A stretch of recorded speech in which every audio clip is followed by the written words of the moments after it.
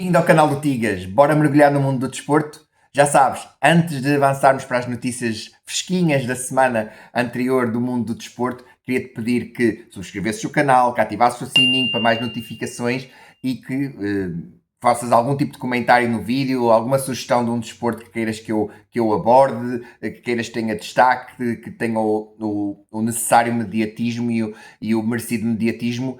Estarei disponível para poder falar sobre qualquer desporto neste podcast, que eu não quero que se centre apenas nas cinco principais que fazem parte da essência e da gênese deste podcast. Começando no futebol, temos falado da Liga Nacional, obviamente. O Porto começa a dar alguns sinais de desgaste e são sinais preocupantes. O Porto ontem foi completamente dominado pelo Braga no Dragão.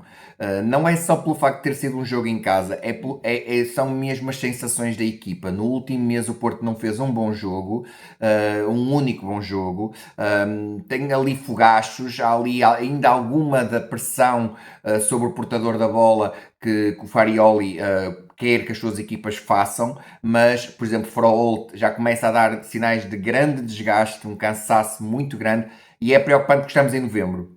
Ou seja, o Porto não é que tenha um plantel muito vasto, mas tem que começar a fazer rotatividade de plantel nas taças domésticas, na Liga Europa, porque o grande objetivo é ser campeão. O Porto necessita obrigatoriamente de se apurar para a Liga dos Campeões, por uma questão financeira, por uma questão de recuperar todo o prestígio que o Porto tem nessa prova, e portanto todas as armas, todas as agulhas têm que estar apontadas todas as setas têm que estar apontadas para essa competição, para a Liga Nacional. Não, o Porto neste momento não considera que tenha plantel para poder fazer, ou seja, para poder ser competitivo em todas as competições, passa a redundância. Não considero que isso seja possível e é preciso tomar decisões difíceis, sim, mas é preciso tomar decisões. Ontem o Braga, com muita personalidade, com um Gorbi em grande destaque, uma grande exibição de Ricardo Horta também, Zalazar uns furinhos abaixo daquilo que ele pode dar, mas o Porto foi completamente dominado. O resultado é totalmente enganador.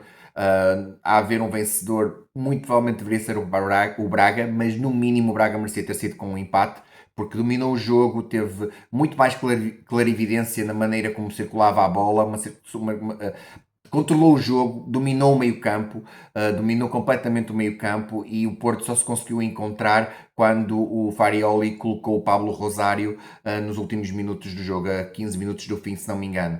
E a partir daí o Porto conseguiu ganhar o controle do meio-campo, ganhou músculo, ganhou aquela força que era necessária, mas mesmo assim, volto a dizer, até porque vêm em jogos de grau de dificuldade grande, nomeadamente o jogo em Famalicão. O jogo em Famalicão é contra uma das equipas que melhor pratica futebol em Portugal, portanto o Porto vai ter que se apresentar ao seu melhor nível, e o Porto está a apresentar sinais de grande desgaste. Já não consegue amassar nenhuma equipa, já não apresenta o fulgor do início da época, e estamos em novembro.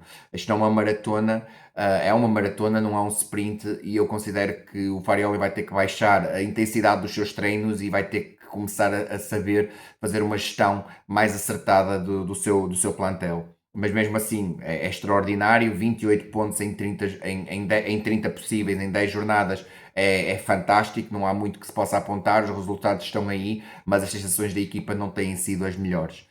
O Benfica beneficiou de uma expulsão, sim, mas fez uma exibição bem conseguida, nomeadamente na segunda parte.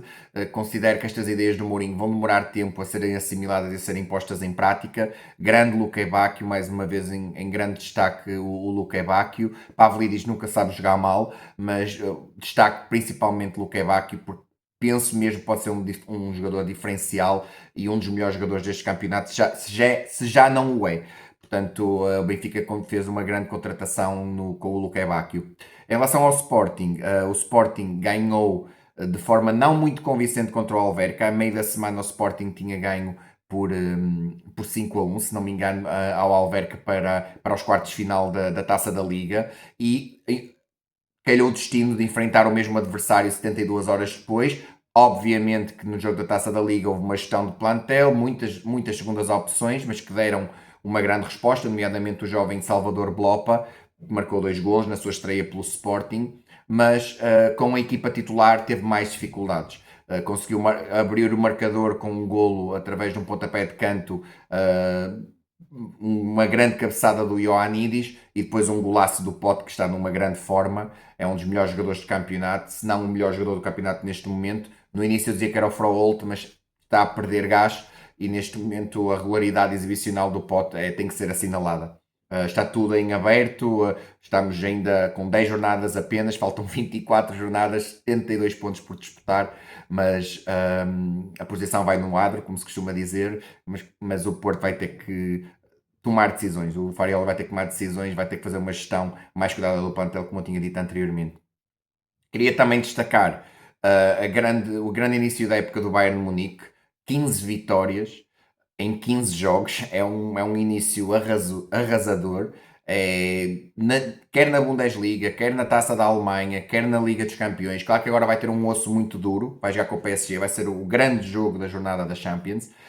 Estou ansioso por saber, por ver o jogo e por acompanhar as incidências do jogo. Estamos a falar das duas melhores equipas do mundo da atualidade, se calhar a par do Arsenal, portanto será um jogão.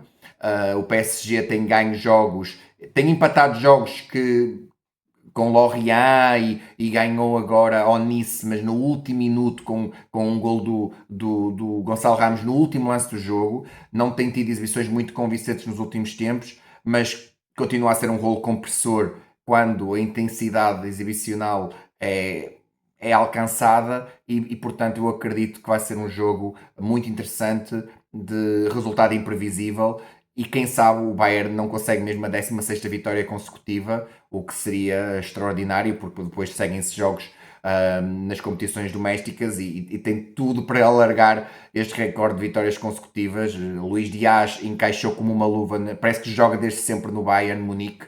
Olise está a jogar a um nível estratosférico e, claro, Harry Kane, os números do Harry Kane são monstruosos. É um dos melhores avançados do mundo, a par de Mbappé e Haaland, e está a prová-lo no Bayern de Munique com números impressionantes, só mesmo ao alcance dos predestinados.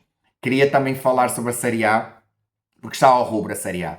Temos o Nápoles em primeiro lugar, mas apenas 2 pontos a separar o Nápoles das equipas perseguidoras, do Inter, do Milan e da Roma. O Milan ontem ganhou a Roma por 1-0, num grande lance individual do Rafael Leão. O Nápoles empatou com o Como, que é uma das equipas sensações, portanto é um resultado que pode acontecer, ainda para mais estão privados do Kevin De Bruyne, que se lesionou a marcar um penalti a meio da semana, num penalti que nem era supostamente ele que o iria bater, mas o Conte decidiu que fosse ele a bater, em vez do David Neres, e o De Bruyne lesionou-se, vai parar 8 semanas, se não me engano. Será uma grande perda. Já está privado do Lukaku, um grande início da época do Højlund, mas já está privado do Lukaku. Será difícil manter o mesmo nível exibicional sem a presença do Kevin De Bruyne, que deu um extra de qualidade a esta equipa do Nápoles. E também tem que destacar a recuperação que está a fazer o Inter gradualmente. Ganhou sem convencer ao Hellas Verona, mais uma vez outra equipa a ganhar no último lance do jogo, mas são destes jogos que se ganham campeonatos e o Inter está a ponto do Nápoles, portanto ainda tem muita água para correr, e quem sabe a Juventus agora com o Spalletti também não se possa intrometer nesta luta, que eu acredito que vai ser uma luta entre a 5 ou a 6. Acredito mesmo que a Série A vai ser o campeonato, a liga mais competitiva deste ano, apesar de na Liga Francesa também está a haver uma grande competitividade no início da época, mas acredito que depois mais para meio da época, mais fevereiro ou março, a qualidade do PSG vai se sobrepor e o PSG vai acabar por ganhar o campeonato sem menores dificuldades. Em relação ao ciclismo, ficou pontuado esta semana com a despedida do Rui Costa, o nosso campeão do mundo de ciclismo em 2013, em Itália. Nunca mais me esqueço dessa prova. Vibrei muito com a vitória do Rui Costa. É um dos maiores desportistas nacionais de todos os tempos, sem dúvida alguma. Tem um currículo extraordinário. Ganhou etapas em todas as grandes voltas. Ganhou 3 vezes a volta à Suíça. E o próprio João Almeida disse mesmo que aprendeu muito com ele, a nível de profissionalismo, de ética, cresceu muito com ele quando foram companheiros de equipa na Emirates, e eu acredito mesmo que o Rui Costa deixou um legado extraordinário, quer no mundo do ciclismo, quer a todos os seus companheiros de equipa, porque foi um grande atleta, um extraordinário competidor, e vamos sentir a falta do Rui, mas acredito que brevemente ele poderá estar a liderar uma equipa, quem sabe, daqui a 2, 3 anos, estar a ser diretor desportivo de uma equipa. Não o vejo abandonar o ciclismo, porque o ciclismo está impregnado nele, e assim espero que seja o caso. No ténis, tivemos várias coisas. O Sinner volta a ser o novo número 1 mundial. O Alcaraz perdeu na primeira ronda do Masters 1000 de Paris, já não perdia numa ronda tão cedo desde fevereiro, se não me engano, e o Alcaraz conseguiu o pecúlio impressionante de 9 finais consecutivas, o que é extraordinário, é uma época incrível do Alcaraz, independentemente de se terminar o ano como novo número 1 mundial. O Masters 1000 de Paris não é de todo o ideal para as suas características, e mais uma vez foi aziago para o tenista espanhol. O Alcaraz perdeu com o Cameron Norrie. É um jogador incómodo, é um jogador que não te dá muitas bolas fáceis, que te faz jogar mal. É aquele tipo de jogador que faz jogar mal. Faz-me lembrar o Gilles Simon, o tenista francês, que não tinha uma grande pancada, não tinha uma pancada distintiva de todas as outras, ou uma pancada que fosse determinante no circuito mundial, mas fazia os outros jogar mal. O Norrie tem muita consistência, o Alcaraz perdeu-se completamente a partir do primeiro set, nunca se encontrou no jogo, e perdeu bem. E com isso, com a vitória do Sinner no Masters 1000 de Paris, mais uma vitória, mais um título do Sinner, 26ª vitória, se não me engano, em pisos indoor, já está na história, já está a aproximar-se do recorde de vitórias de Djokovic, de Jimmy Connors, de Roger Federer, né, nesse tipo de superfície. É um grande jogador de piso rápido, a potência das suas pancadas diferencia-o dos demais. Para além disso, tem um excelente serviço, e o Sinner tem tudo para ganhar as ATP Finals. Eu queria dizer que acredito que o Alcaraz lhe possa dar luta, mas num piso indoor é o Sinner a perder. É o Sinner que tem tudo a perder e os outros têm tudo a ganhar. Portanto, veremos como é que ele vai reagir. Ainda para mais, ele abdicou da presença nas Davis Cup Finals, já não vai competir pela seleção italiana, algo que foi muito polémico, para preparar bem as ATP Finals e para poder ter uma semana extra de descanso e atacar 2026 ainda com mais força, porque ele esteve suspenso este ano durante 3 meses e depois voltou a um nível extraordinário. Também está a fazer uma época incrível o Sinner. Voltou para a liderança do ranking mundial, apenas com 250 pontos de diferença em relação ao Alcaraz, mas se eu tivesse que atribuir um grande favorito às ATP Finals, é claramente o Yannick Sinner. Yannick Sinner, que ganhou na final a Félix Auger-Aliassime, que está a tentar ser o último apurado para as ATP Finals, que reúne os 8 melhores tenistas do mundo, ou os 8 tenistas com melhor pontuação, digamos assim, que pontuaram mais durante este ano. Está em 8º lugar na race, desistiu do ATP de Metz. Vai depender se o Musetti ganhar ou não o título em Atenas. Se o Lorenzo Musetti ganhar o título em Atenas, será o Lorenzo Musetti o último apurado para as ATP Finals em Turim. Se perder antes da final, ou seja, se não ganhar o título no ATP 250 de Atenas, o Lorenzo Musetti será o alternate, será um jogador que ficará ali como primeiro suplente, e o OGL Assim vai conseguir o apuramento para as ATP Finals. Neste momento apurados estão o Sinner, o Alcaraz, o Djokovic, o Taylor Fritz, o Casper Ruud, o Alex de Minaur, o Alexander Zverev e agora hoje Aliassim ou Lorenzo Musetti. O Alexander Bublik conseguiu um apuramento histórico para as suas primeiras meias-finais no Masters 1000, mas sucumbiu perante o OG Aliassim, que está num grande momento de forma, e perder para o Sinner em piso rápido por 6-4 e 7-6 não é desprestígio nenhum. É preciso ter feito uma grande exibição hoje, aliás, sim, foi decidido nos detalhes, foi completamente decidido nos detalhes. O Sinner não houve sequer uma única oportunidade de quebra de serviço, portanto, só aí vemos o nível da exibição do Sinner no Masters 1000 de Paris. Queria também falar sobre Victoria Mboko, a prodígio de 19 anos, que já tinha encantado o mundo do ténis este ano com um percurso extraordinário, ganhando o seu primeiro título logo num WTA 1000 de Montreal, se não me engano, sim, Montreal, jogando em casa. Tinha ganho esse torneio à Naomi Osaka.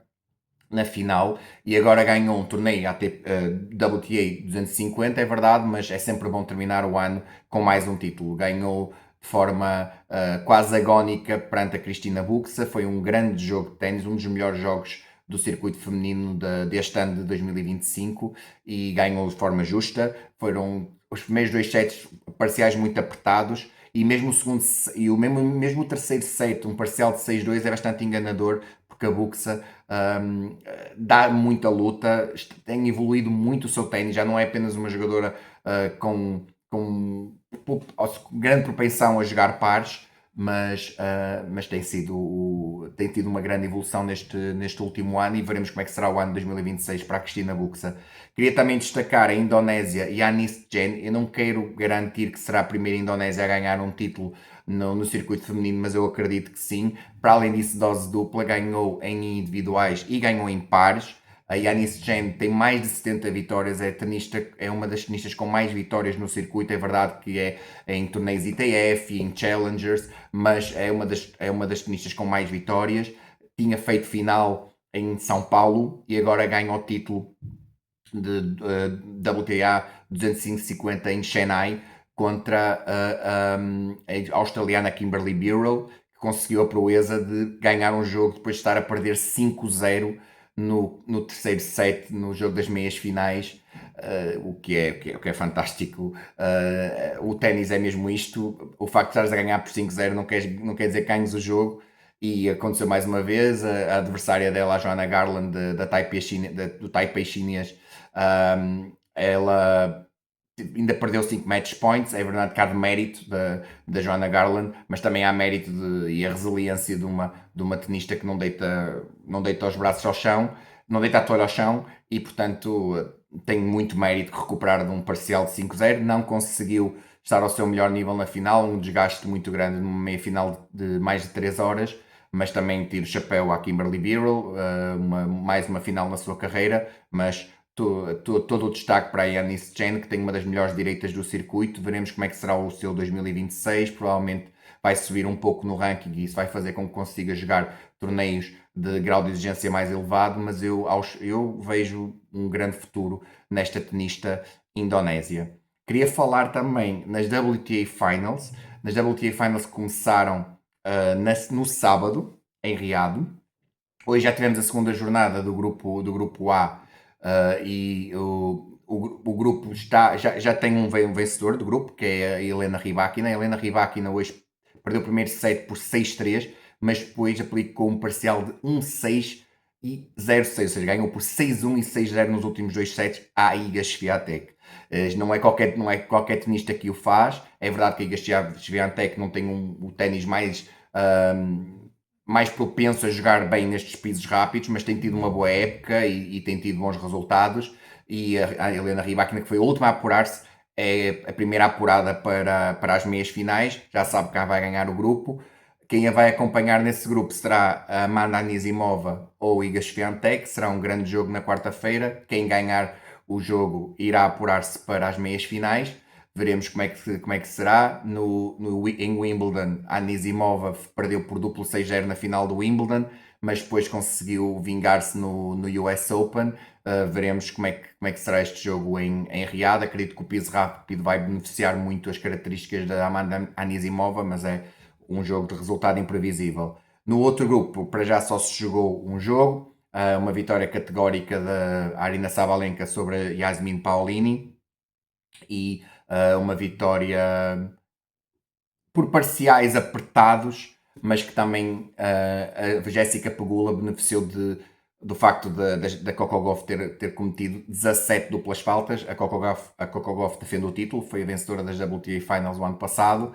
17 duplas faltas é muito, é verdade, são só 3 sets, mas foram 3 sets, mas é muito.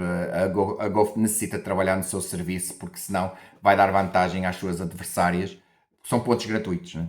Terminando no ténis, queria falar sobre Francisco Cabral. Obviamente, queria terminar em beleza. Francisco Cabral, que consegue pela primeira vez entrar no top 20 mundial de pares, é já o melhor classificado de sempre num ranking ATP para um português.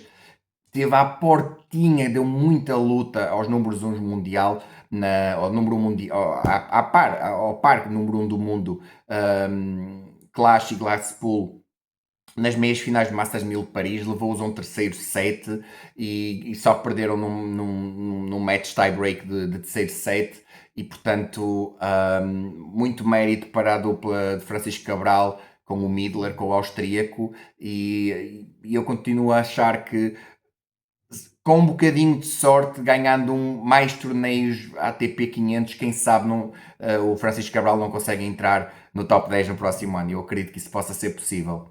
No basquetebol, queria falar também sobre a grande afirmação, pode-se dizer assim, ou o grande início da época, o fulgurante início da época de Oklahoma City Thunder, os campeões em título, 7-0, ganharam os 7 jogos que disputaram. É verdade que alguns desses jogos foram ganhos depois de um segundo prolongamento, é a realidade, mas têm ganho jogos todos, estão em grande forma. Shai Gilgeous-Alexander a começar muitíssimo bem a época, a confirmar o seu estatuto de MVP. O Chet Holmgren também a jogar a um grande nível, e o OKC é claramente o alvo a bater, e veremos quem é que tem a capacidade para derrotar esta equipa que é jovem, que tem muito depth, como eles dizem, tem muita possibilidade de rodar o plantel e não perder a qualidade quando jogam os seus jogadores de rotação, e portanto será mais uma vez um fortíssimo candidato. Queria também destacar o grande início da época dos meus Chicago Bulls. É verdade que perderam ontem no Madison Square Garden contra os Knicks, mas vinham de 5 vitórias consecutivas, e já não acontecia desde 1996, desde a última vez que o Jordan foi campeão da NBA, e o Josh Giddey em grande nível, e é sempre bom. Eu adoro os Bulls, eu cresci a adorar os Bulls por causa do Jordan, e eu quero uns Bulls competitivos. Acho que este australiano tem muito para dar e pode claramente tornar esta equipa uma equipa de playoff, e quem sabe uma equipa chegar ali a meias finais de conferência, quem sabe uma final de conferência, tudo é possível. Mas estou a gostar muito deste início da época de Chicago Bulls, e queria também obviamente destacar o grande início da época de Victor Wembanyama, pela primeira vez na história de San Antonio Spurs, uma equipa que já ganhou 5 vezes a NBA, conseguem ganhar os 5 primeiros jogos da fase regular. O Mbeyama com uma média de 33 pontos e 14 ressaltos por jogo, mais não sei quantos abafanços, é um jogador completo. Eu disse no episódio passado e volto a dizer, estamos na era o Mbanyama, ele veio para ficar, tem uma margem de progressão enorme e pode claramente ser um dos melhores jogadores de todos os tempos. Não tenho pejo em dizer isto, acredito plenamente que o Mbanyama tem todas as condições, tem todo o potencial para se tornar um dos melhores basquetebolistas de todos os tempos. Obviamente que os títulos vão ter que o acompanhar, mas a nível do talento, da qualidade individual, daquilo que ele dá à equipa, é fantástico. E estamos a falar de um atleta que tem 21 anos, portanto tem muito, muito para crescer. Queria também falar, obviamente, no Luka Doncic. Eu já vos disse em episódios anteriores que é o meu jogador preferido e está a ter um início de época fantástico. Primeiro jogador da história dos Lakers desde há mais de 50 anos, que nenhum jogador na história dos Lakers conseguia marcar mais de 40 pontos nos seus primeiros 3 jogos da fase regular. Foi isso que o Luka Doncic conseguiu. Ontem não marcou mais de 40 pontos, mas foi decisivo na vitória contra a Miami Heat. Está em grande forma, com menos peso e com os movimentos mais fluidos. É uma arma ofensiva letal para os Lakers, e o Austin Reeves também está a ter um grande início da época, portanto muito interessante que os Lakers estejam a aguentar e que não estejam a perder todos os jogos, não jogando sem o LeBron James, ou jogando sem o LeBron James, era isso que eu queria dizer. O LeBron James ainda não se sabe quando é que vai poder fazer o seu primeiro jogo da fase regular, mas os Lakers estão-se a aguentar. DeAndre Ayton tem entrado bem na equipa, também é um destaque para mim, mas obviamente o Luka Doncic tem-se diferenciado dos demais. Queria falar também sobre o Hockey em Patins. O Hockey em Patins, o Benfica ganhou ao Porto no início da semana passada, por 4-2. Foi um clássico em qual o Benfica largou rapidamente no marcador e já teve a ganhar por 3-0. Depois o Porto conseguiu reduzir, ficar a um gol do Benfica até 32 segundos do fim. Um gol de Neil Roca fez o quarto gol da equipa encarnada, mas foi um jogo em que mais uma vez o Porto demorou a entrar no jogo. O Porto está com esse problema desde o início da época, foi assim na Supertaça, foi assim, contra o Sporting, foi assim na final da Taça Continental contra o Hockey de Barcelos. A equipa está a ter um rendimento condizente com a sua qualidade apenas a partir da segunda parte, e contra determinadas equipas isso não é possível, e contra o Benfica isso é morte do artista, é claramente convite a ser derrotado, e foi isso que aconteceu. É verdade que o Porto podia ter empatado o jogo, depois já com a baliza desguarnecida o Neil Roca conseguiu marcar o quarto gol, mas o Paulo Freitas ainda tem muito trabalho pela frente com esta equipa de hockey do Porto. Queria também falar no judo. Tivemos um grande quinto lugar na competição de equipas mistas, no Europeu de Sub-23, e acabamos o torneio com mais duas medalhas de bronze. Medalha de bronze de Otarik Van Tidze na categoria de menos 73 kg e de Thais Pina na categoria de menos 70 kg. Portanto, o judo português, mais uma vez, a mostrar que é uma das potências, não só mundiais, ou seja, não só europeias, mas também mundiais, mas neste caso queria fazer um destaque para o europeu de sub-23, onde mais uma vez os nossos atletas se exibiram a um grande nível, e queria destacar o judo. Tivemos uma competição de grande prestígio aqui em Portugal, a Maratona do Porto, 21ª Maratona do Porto, foram ganhas por dois canianos, pelo Aspel Kiprop e pela Betty Jepletti. Portanto, o poderio caniano também a verificar-se nesta competição em solo nacional.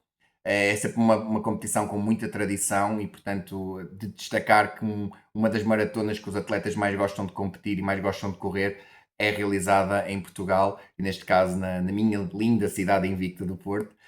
Portanto, fico contente que o Porto tenha tido esse destaque por mais uma competição desportiva organizada com o máximo detalhe, e uma grande organização de todo o staff que organiza esta competição, por assim dizer, e passa a redundância, e portanto destacar estas duas vitórias dos dois atletas canianos. Quem deu o ponto de partida, ou quem deu o sinal, quem deu o tiro de partida, por assim dizer, para esta competição foi a grande Fernanda Ribeiro, essa campeã olímpica, aquela atleta que me fez estar acordado aos 9 anos até às 4 da madrugada para ver a sua competição nos 10 mil metros nos Jogos Olímpicos de Atlanta em 1996. Acho que foi aí que eu ganhei todo este amor pelo atletismo, nunca mais o perdi. Teve ali um bocadinho adormecido, mas eu adoro atletismo, então em altura de Jogos Olímpicos é das competições que eu mais gosto de acompanhar, e queria destacar os resultados da Maratona do Porto. E este foi o último destaque do episódio de hoje. Espero que tenhas gostado. Deixa os teus comentários no fim deste vídeo. Estou disposto a sugestões, são todas muito bem-vindas, e agradeço que estejas desse lado, e volto para a semana com promessa de mais desporto.